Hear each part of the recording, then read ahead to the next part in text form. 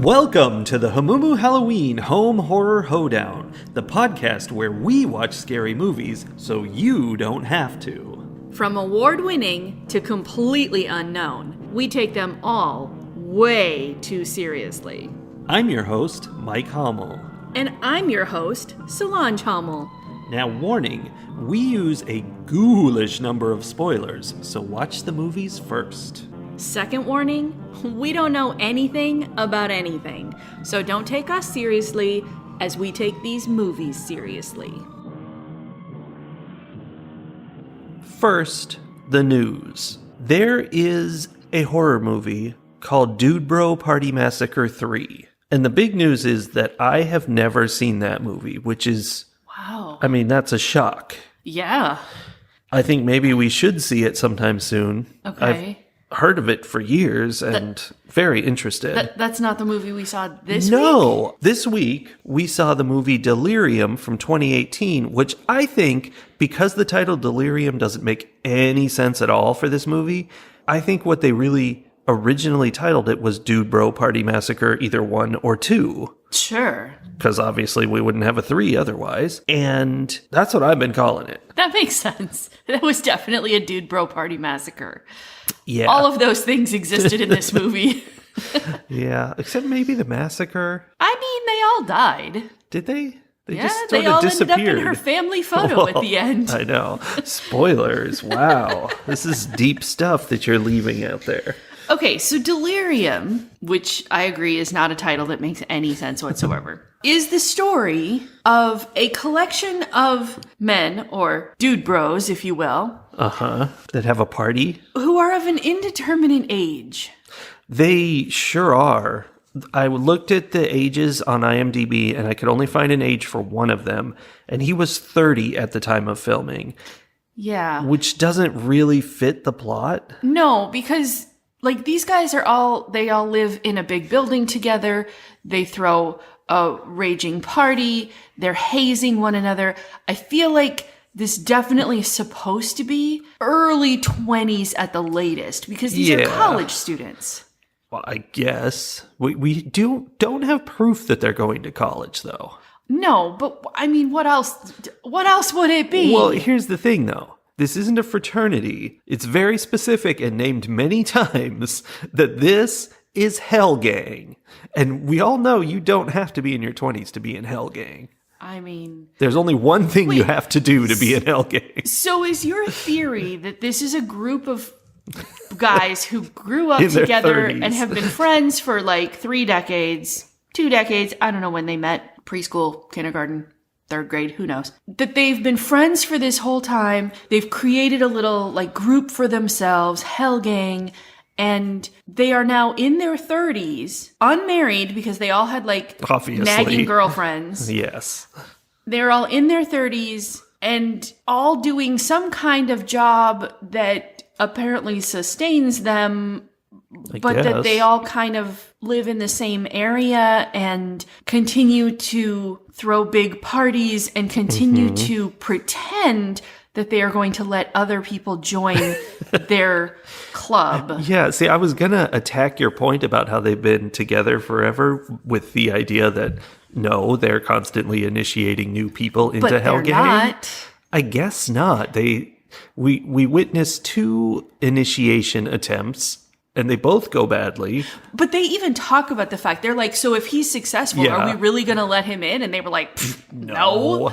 So, like, they're just sending people to their deaths for no reason. Yeah, except they don't think it's to their deaths. They think it's just for fun. Okay, how many times are they going to send some initiate off to a haunted house and not have him return before they start thinking, maybe this isn't a good plan? I would like to point out that only happened once before they started having the conversation. So, not a big deal. Counterpoint, that only happened once that was covered in this movie. True. But I feel like they would have been like, every time we send someone, they die or disappear. I don't think these guys cared or were that perceptive.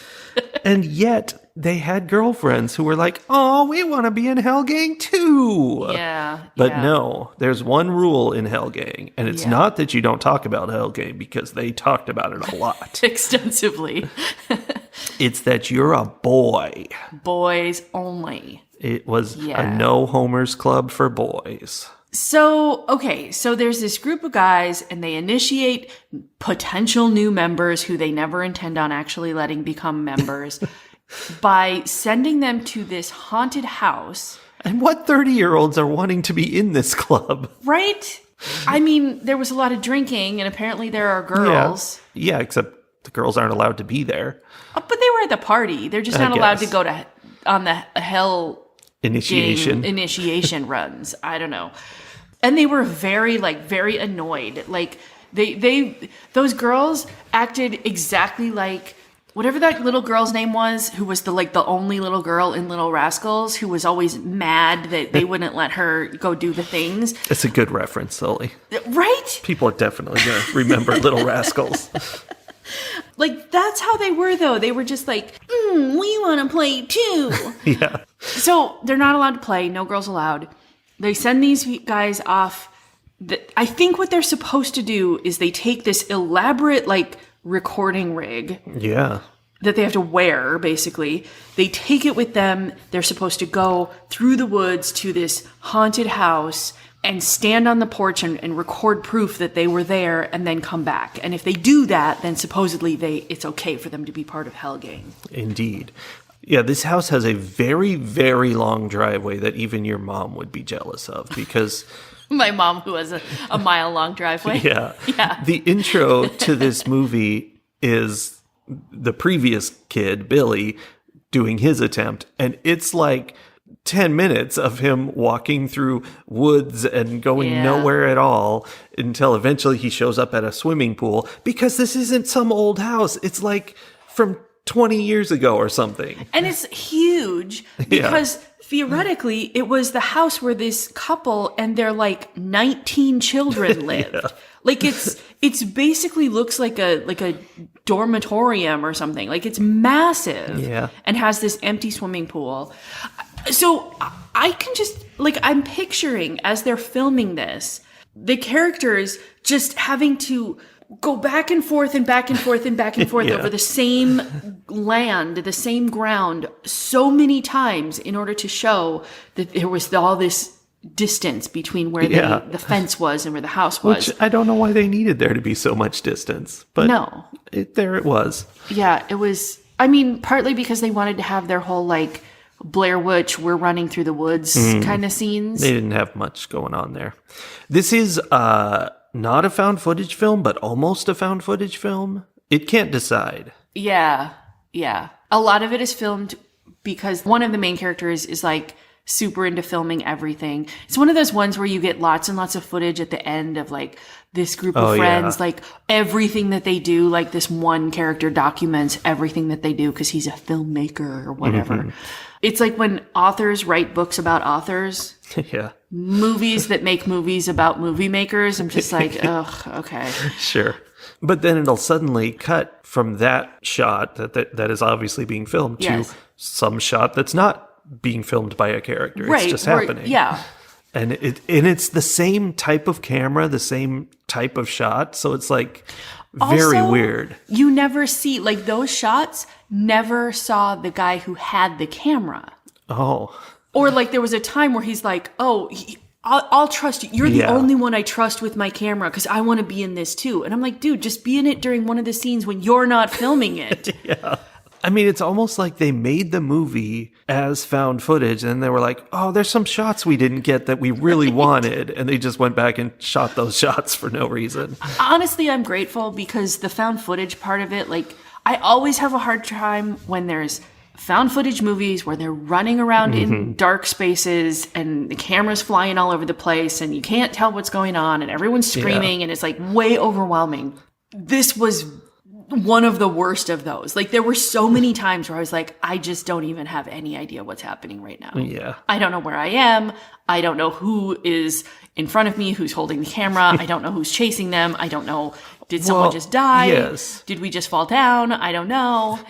I had that problem, but a large part of it was that our characters, Austin, Keith, Muzo, Chase, and Lucas, they didn't all look the same so much as there were like 2 different looks, and they all shared those two looks. So I could tell which half of the group I was looking at, but that was it. Like, they're just dude bros. Yes. There were the flannel dude bros and the t-shirt dude bros. And the flannel dude bros were wearing identical flannel. Same color, everything. Why?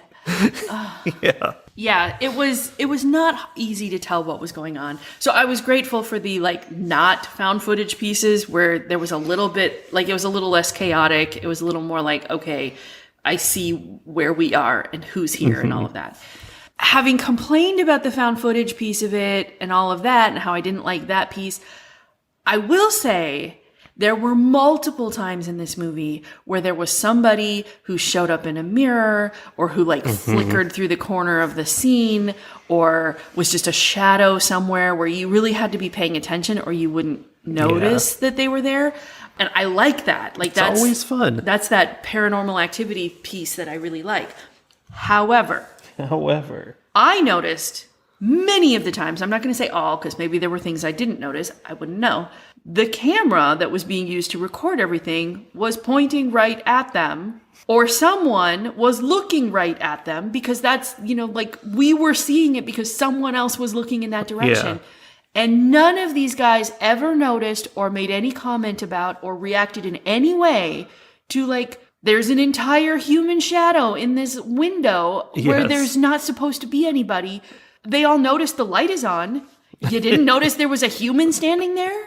Yeah, that's a fundamental problem in this movie. These things happen, and even in cases where, a guy gets not taken away, he just wanders off because they constantly did that. Yeah, they did. He wanders off to some room by himself, and he meets a ghost, and it's right there, it's screaming at him, it does whatever terrible thing, and it kind of half possesses him. And then he comes out and he runs back up to meet the other guys. And they're like, dude, are you okay? What's going on? And every time the guy would be like, no, I'm fine. Yeah, there was nothing. What? He's up there making out with a ghost. That happened. You were kissing her, dude. While her husband looked on. Yeah, that was a thing. You don't think any of that is relevant information to share with your buddies. And there's a whole part to this movie where over and over again, guys get semi-possessed where they're act weird. And I think maybe that's part of it is they're being forced not to tell each other things or they're kind of in a delirious state. Oh, yeah. Yeah. Yeah. But it just doesn't well. work. It doesn't work at all. It's just guys having stuff happen to them and then they come back together and go, nah, nothing happened. I don't know. What's up with you?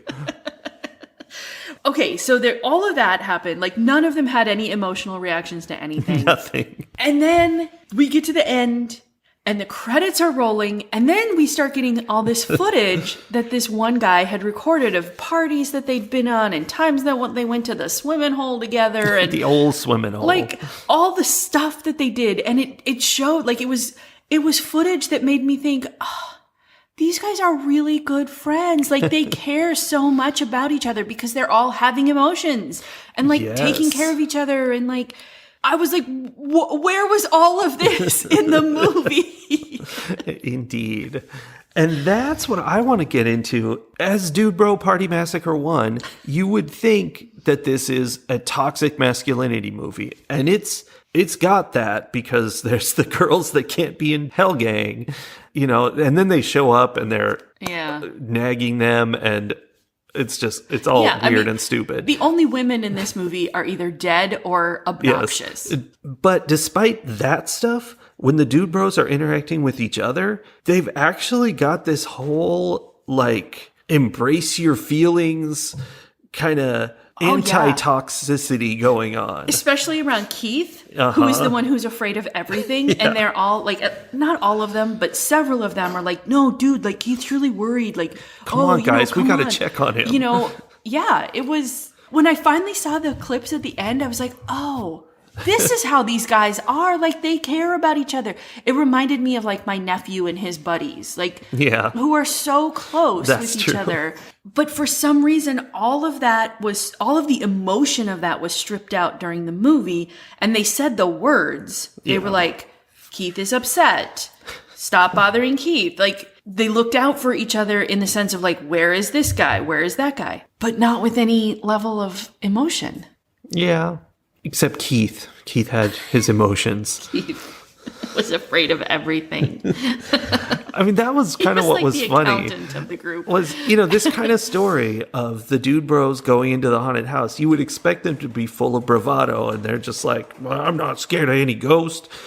But no, they were just like, okay, I'm not going to go in the nursery where these murders happen, guys. Just so you know, that's not going to happen. They were all just so scared of just a stupid old house, which turned out to be terribly haunted, but still. So one of my notes that I wrote was that there were no reactions to anything that they saw, but they were all terrified at the idea of seeing something. Yes. And like, it reminds me of when I go with some of my girlfriends on what we call our haunted house retreat. And we go to a house that is adorable and could easily be haunted if that were a thing. And we all know, like, we all have that same mentality of like, ooh, haunted, but not really, because that's not a thing, but ooh, haunted. And so like, we play up that whole time that we're there. We're like, oh, what was that noise? Oh, and we like, something clunks and we all scream and run into the other room because we're all like pretending to be afraid. Yeah. And that's what these guys were doing. Like, every time something like the wind blew, they would scream and run around and clunk into each other. But then they would see an actual ghost and have no reaction. Yeah. They were just like, no, I'm fine, dude. I do like your point, though, that there was not the level of toxic masculinity you would expect. Like, is this what's going to happen with horror movies as they're made by younger and younger generations? Exactly. Like, is this what like millennial and Gen Z horror movies are going to be like? Yeah. Because I'm here for it. Because they had the one guy who, would pop up and try to scare them, but every time he did it, they were like, dude, that's not cool. Don't do that. Yeah. You're not doing that again. He's like, oh, I'm sorry, guys. I shouldn't have done that. And then he'd do it again 4 minutes later because I can't help it. Oh, that's the last time. Okay, so let's talk about the haunting of this house. No, I don't want to talk about it. You would fit right in. I'm just fine. Are you part of Hell Gang? I don't know. I don't even know what you're talking about. You can't tell me about it because I'm a girl. I didn't see any haunting. So at first they have no idea. They're just like, this house is haunted. No one knows why. Yeah. I'm like, okay, that's shaky. And then one of them starts talking about how he knows, and it's because some guy killed his wife and their 19 kids, and so it's haunted by the wife and kids. I don't know, whatever. Yeah, and the guy. But then as the movie unfolds, we learn something new. Amazing quality writing. Twist! So, I guess the way I understand it, the wife killed the husband and the kids because the husband wanted to take the kids away from her because she was obviously crazy due to the whole killing thing. And she's like, nobody's ever going to take my kids away from me. She was really mad. And she was transferring that anger to them trying to rescue each other. Like, somehow when these guys, who again are 30 years old, but they're probably not supposed to be, show up at her house, she like claims them and wants them to be hers. And as she gets them, they show up in this like big family photo of like her and her husband and their 19 kids, who are all like between the ages of, I don't know, 5 and 12, it looks like. Yeah. I mean, I guess some of them were probably 18, but I don't know how she managed to have that many kids that fast. Like, she must have been popping them out. Probably only had a few and has been murdering people at different ages. Interesting theory. Yeah, see? Except that these 5 dudes that she caught during this movie all showed up in the picture looking like 30-year-olds. It's true. Like, I don't know. So, yeah. So she's transferring her anger of her husband trying to take her children away from her to these guys who are trying to take her victims away from her. Themselves. Yes. And so, she's, again, it's a woman in this movie who is both dead and crazy and nagging. And nagging. Yeah, so it's like toxic and yet also non-toxic. It's an interesting mix. I mean, it's less toxic between the men. Yes. Which is a step in the right direction. Yeah. We still need to work on them extending that lack of toxicity to anyone who's outside their definition of man. But, yeah. Yeah, that's true. Little steps. I mean, this was 2018, so we've progressed. Have we? Theoretically? It's been 6 years. She really, really wanted Austin. Austin was the one she made out with. Like, she really wanted him. Well, and he was the one that she pretended or was convinced was her husband, trying to take the other guys away from her. And so then he shows up in the picture with her husband in the picture? Or did he replace her husband in the picture? I don't know. They moved over that picture too fast for me. Yeah. Especially when all the guys look alike. Right. And Austin wasn't one of the flannel guys, so they were one of 3 people who Well, and in the been. picture, it didn't matter because in the picture, it was one of those white shirt themed pictures, so they all had a white shirt on. Oh, yeah, like an old-timey, sepia-toned, everyone's dressed the same kind of, Yeah, it's kind of funny. In the afterlife, they had to go, and they're like, no, change out of those clothes. We're doing the picture today. Well, and after they had died, been gotten by Lady Brandt, they would show up as ghosts, and they had changed their clothes then. Yeah. You could tell when they were actually dead and not just trying to escape, because they were then dressed like they lived in the early 1900s. In the 1990s. Way back in the last century. I mean, this house was just like, it was way more modern than it should have been. There were crayon drawings up on the wall that were, like modern piece of paper with modern crayon colors on them. And it's like, that doesn't look old at all. No. Yeah, there were some flaws in the storytelling. Yeah. Speaking of, they made a big deal out of the blood stain at the bottom of the pool. Yeah. Did that ever go anywhere? Like, did we ever... Well, I think it was supposed to be Billy, who's the kid they sent first, who disappeared. But I mean, I don't know. We never saw that that's where he died, I don't think.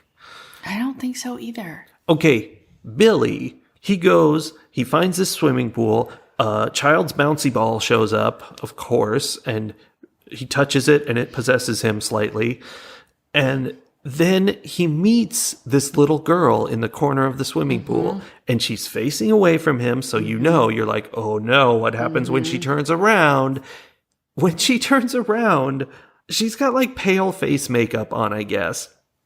But also, she has these like lines of eyeliner on her upper lip that are supposed to make it look like kind of a skull face kind of thing, I think. Okay, so what I thought was that was supposed to indicate that her mouth had been sewn shut at some point. Oh, yeah, that's totally what it was. Okay. Yeah, okay. But also, it was no longer sewn shut, and it definitely just looked like it had been drawn on with eyeliner. Yeah. I totally thought that was like, like withered old face effect, but they did it really badly. But you're right. It was the sewing. And the red rubber ball, which was like a 4-square ball, came back later, but never really...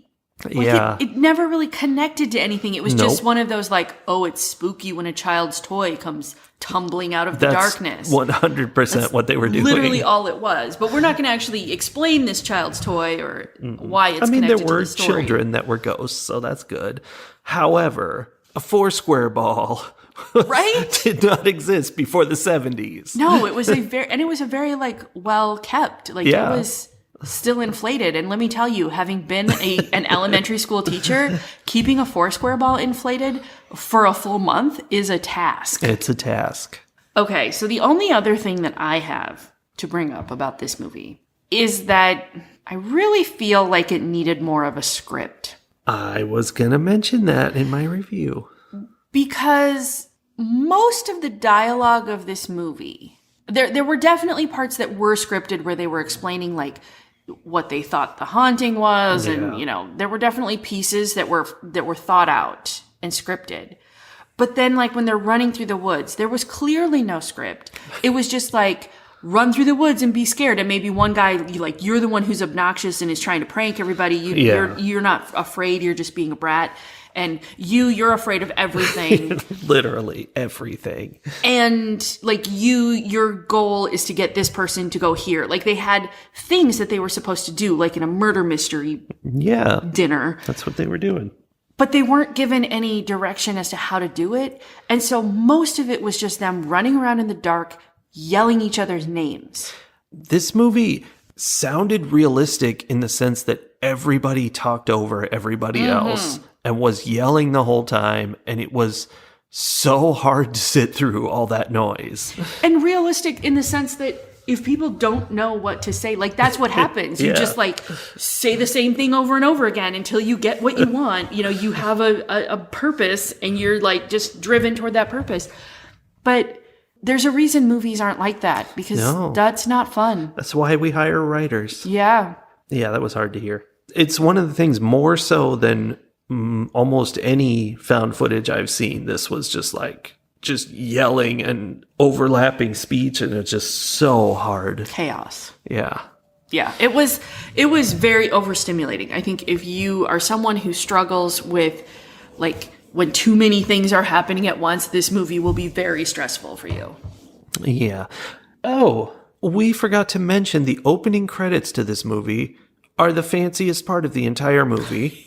Yes. They're like this artistic thing where the camera is slowly panning over stuff, and it's like it's a scene, but also like written on things in the scene are the various credits. So the camera's panning past each credit. So you're like, oh, the associate director is written on that guy's hand and stuff like that. And it's still at the beginning. Yeah. At the beginning, it's frozen in time. There's even like a CGI, like bottle of acid being spilled in the air or something, right. You know, droplets everywhere. But then it keeps going and now stuff is moving. Yeah. And by the end, it's like, it's the scene where someone, I assume Lady Brandt, is torturing children. Maybe that was artistic of them. Maybe they were doing it like it's not moving and now it is. And like it was a progression. It was a subtle transition from the credits to now we're in a talkie. Talkie, yes. I don't know. It was real dumb. And it was like 2/3 of their budget. Definitely. Yeah. It's probably why they couldn't afford to hire a scriptwriter. Yeah. So that was that movie. Yeah. Ratings. I was not interested in this movie at all. Like about halfway through, and possibly because it was so overstimulating that I just couldn't, like, my brain was shut down out of self-defense. Much like the men, as they were being attacked by ghosts, were just like, nothing is happening, it's fine, I didn't see anything. Yes. I tried to keep watching it because I knew I was, like, on the job. And so I, like, took a lot of notes, but my notes in this case are very much like, this happened, now this happened. So that, because I knew I was going to forget everything that happened in this movie because I wasn't really paying attention. It's sad because I think there's, like, something to the story here. I think they could have, like, the idea of this group of guy friends who had been friends forever, who, like, basically trolled other guys by sending them to a haunted house. Yeah. And then it turns out, oh, that haunted house is actually haunted, and now we have to go save them, which I thought, well, you know, like, they were like, oh, Eddie hasn't come back, we should probably go find him. Again, non-toxic. Non-toxic, like a crayon. Like, I think there's something there. I think there's something there to the, like, lady who, perhaps because 19 children is just too many children to be responsible for, like, loses her mind, and then her husband tries to save her children from her, and then she retaliates by killing them all. I mean, I think there are good horror elements here. Mm-hmm. They just didn't come together in a way that was watchable for me. Yeah. And that's, I don't know. It's one of those situations where I feel kind of bad saying that because I suspect people were really working hard to try to do this thing that they were really excited about, which is great. But there's some leveling up of the skills that is needed if they want to be good at this thing that they're excited about. So I don't know. There's not really anything for me to really hate about it. I feel bad giving it something super low. But on the other hand, like, I feel like I have to give this movie 1.5 very permissive cops who know your dad.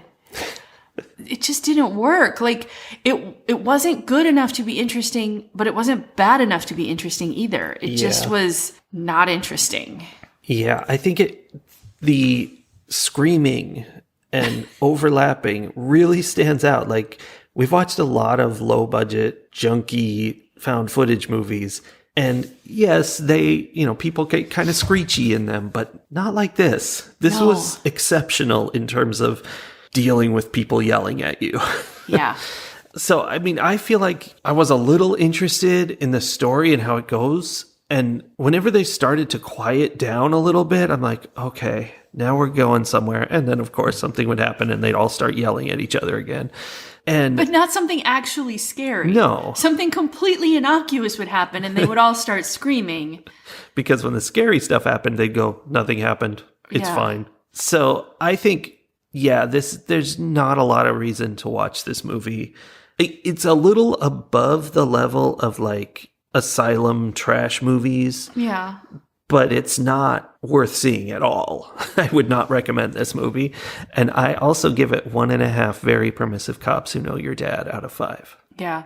I mean, on the plus side, if you like that kind of movie, but the problem you have with asylum trash type movies is that they're super misogynistic and unpleasant to watch in that regard. Well, this was still misogynistic. But so much less. Yeah. It was more tolerable. It did not make me want to personally go into the movie and murder all of the terrible men myself. Yeah. I think the fact that they made sure the women were basically not in the movie. Yeah. So that it could be all about men treating other men nicely. Which is fine. That's good. Yeah. Yeah. It wasn't about men treating women badly. But they still did. Yes. It's who they were. It's not what they were about. Exactly. Exactly. I love when we make references that are completely and utterly for ourselves about things that are so niche no one else has ever heard of them. No one has to know. We're fun. We're fun. Fight the horror of a world gone mad. For today's hot political tip, I'm not going to have a tip. I'm going to keep it short and sweet. I'm just going to raise a glass to yesterday's indictment, arrest, and arraignment of our former president, he who shall not be named, and say, I hope that this is step one in a very, very long slide into obscurity and the destruction of the toxicity that has been surrounding him. Yeah, it would be cool to have, like democracy and that sort of thing happening. Wouldn't it? Yeah. Yeah. I'm not going to hold my breath or anything, but it's one of those times where you have to notice, like, in the middle of all the chaos and screaming, you have to notice all the voices screaming at each other. The little positive steps, and this is one of them. And so, yay, cheers. Cheers. Clink. And with that said, in this new era of freedom and prosperity, we're going to watch another movie next week, and we're going to tell you all about it, and you're going to love to hear it. Woo! We'll see you then. Bye. Don't forget to call your elected representative.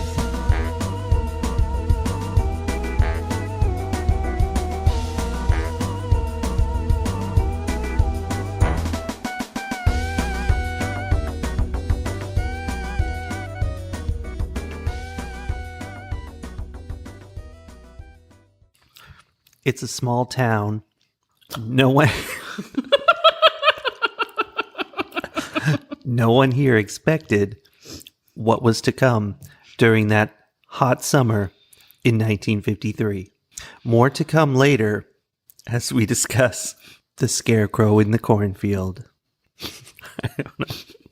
What they can't see is that your whole face changes too. Well, that's how you do things. If I could do voices, I would do the guy. That was my voice that I do when I have a slab of toffee across my tongue. Yeah, that voice.